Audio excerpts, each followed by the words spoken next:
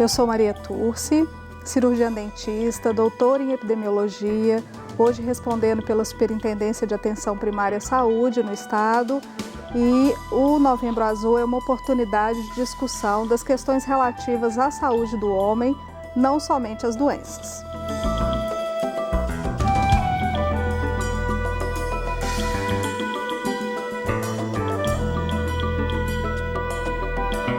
Meu nome é Roberto Porto Fonseca, oncologista clínico. Informar, divulgar e a discussão na comunidade sobre temas relacionados com a saúde do homem são fundamentais para que nós possamos reduzir a mortalidade pelo câncer na nossa comunidade.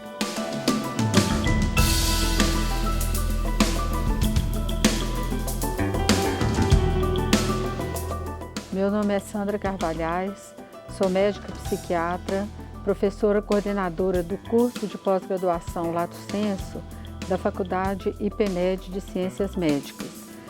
E é muito importante estarmos aqui e podermos discutir a propósito do Novembro Azul para falar sobre as promoções, aspectos importantes para valorizar a saúde do homem mais além ou para além das doenças.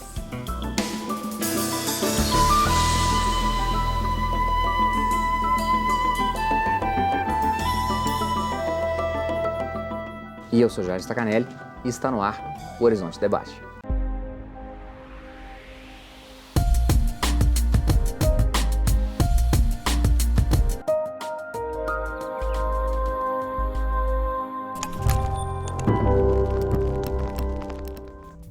Olá, o Horizonte Debate de hoje vai tratar de um mês e de uma cor, o Novembro Azul, que trata da saúde do homem, que segue o Outubro Rosa e, na minha opinião, um mês onde a tratativa, a conversa, segue mais fluida.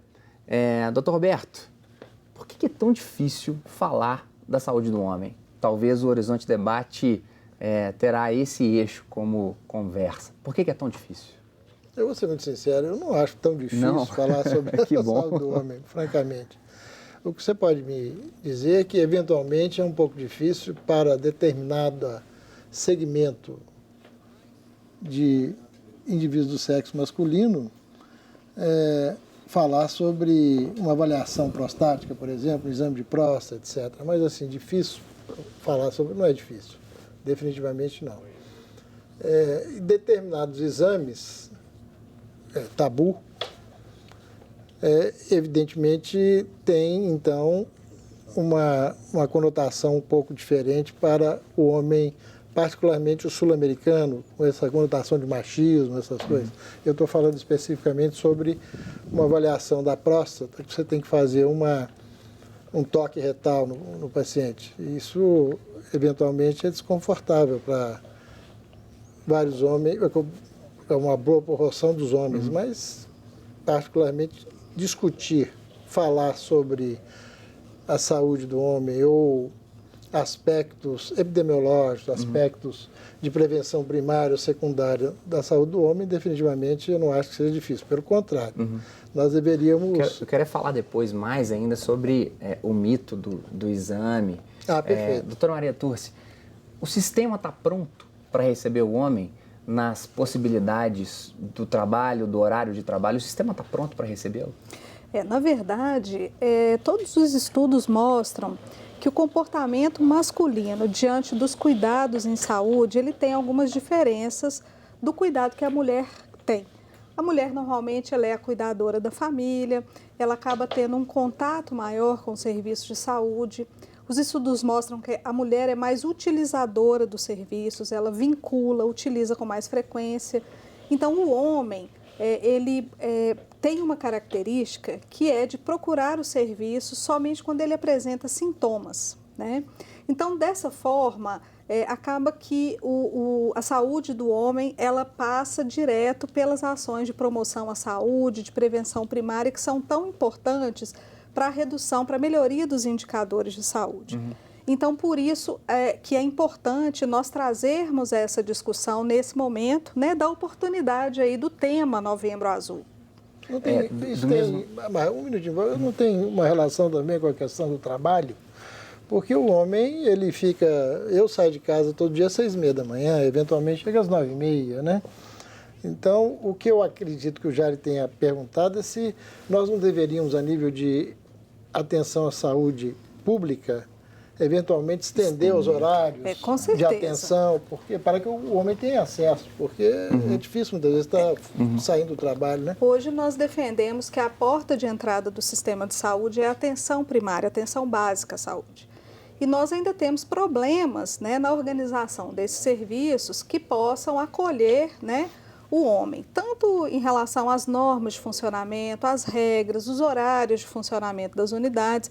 Com certeza esse é um fator muito importante, né, são as barreiras dos serviços de saúde para a entrada do homem. Né? São poucas unidades que atendem em horários estendidos, que funcionam nos fins de semana, né? São raríssimas unidades básicas que funcionam no final de semana para que o homem possa procurar o serviço antes de estar doente. Agora, doutora Sandra, eu estou sendo corajoso em algumas dessas perguntas, até para fomentar um pouco desse nosso debate. Mas isso é Por que a impressão que temos é de que as ações do Outubro Rosa, que são feitas, por exemplo, no shopping, no Cristo Redentor pintado de rosa, elas são mais eficazes, nessa opinião corajosa que estou colocando aqui agora, do que do Novembro Azul?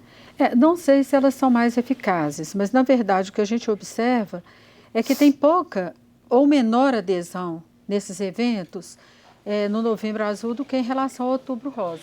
Eu acho que talvez muitas das questões que você está levantando, né, Maria, com relação ao acesso, aos horários, isso tudo interfere. Mas eu acho que a gente atravessa também uma questão meio paradoxal, porque o homem, ele tem um medo de descobrir doenças, ao mesmo tempo que ele se considera muito autossuficiente. Então, que ele vai custar muito mais adoecer, uma coisa de onipotência mesmo, então ele demora muito a procurar, a não ser quando já tem um sintoma que está muito evidente, e isso é em todas as áreas. Nós estamos falando aqui, a propósito disso, aproveitando o mês do Novembro Azul, a questão do câncer de próstata, mas em todos os aspectos da saúde. Nós sabemos, por exemplo, que na atenção à saúde mental, o homem procura muito pouco. Sim. E o homem se angustia, sofre, tem também suas dificuldades e ele raramente procura, a não ser quando realmente está muito sintomático. O que é um mito, doutor Roberto, do exame de toque para a detecção do câncer de próstata? O que é esse mito? Como é viver esse mito no consultório? Na realidade, é isso que eu especificamente... O exame é desagradável. Então, e teoricamente, o homem, particularmente aqui no sul-americano, não sei se Sandra concorda, o homem, ele tem aquele aspecto machão, né? Então, você fazer um exame onde você tem que ter um toque retal, um toque anal, isso aí que seria basicamente a questão, né? Mexe um pouco com a questão da masculinidade. Masculinidade do homem, Hoje, qual é a importância do exame? O exame dá-se muito valor para a detecção de câncer de próstata, um exame de sangue chamado PSA. Né?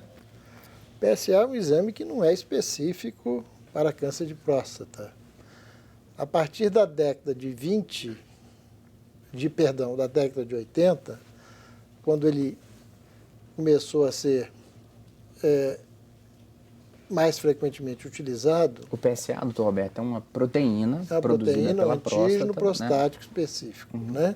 Ele é específico para a próstata, mas não necessariamente para o câncer da próstata. Tanto que você tem indivíduos que podem apresentar-se com PSA elevado e não terem câncer. A hiperplasia prostática benigna, afecções inflamatórias, infecciosas da próstata, tudo isso eleva o PSA. Então, a partir dessa introdução desse exame no meio médico, o que aconteceu foi um aumento fantástico do diagnóstico de câncer de próstata, né? E isso levou a determinados fatores curiosos. Se aumentou muito e, no entanto, não alterou de maneira tão significativa como relativamente o diagnóstico a mortalidade pelo tumor.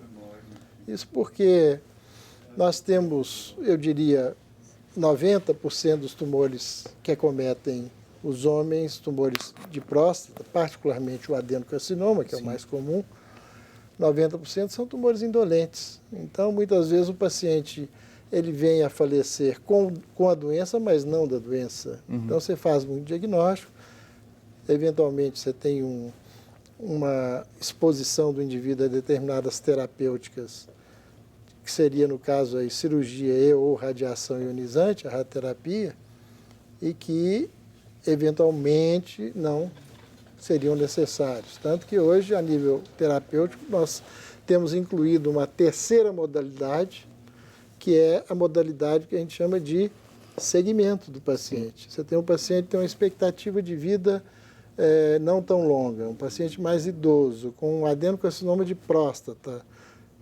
cujas características histopatológicas são de tumores indolentes, então você vai seguir o paciente, clínica, laboratorial e, eventualmente, com exame físico também. Doutor Alberto, vou voltar, doutora Maria, doutora Sandra, nesses pontos. Voltar porque é preciso chamar, eventualmente, esse homem que estava aí na sua casa, no seu trabalho, que se levantou porque ele ficou um pouco incomodado com o assunto. Chame-o de volta, vamos a um breve intervalo. Aguarde, voltamos daqui a pouquinho.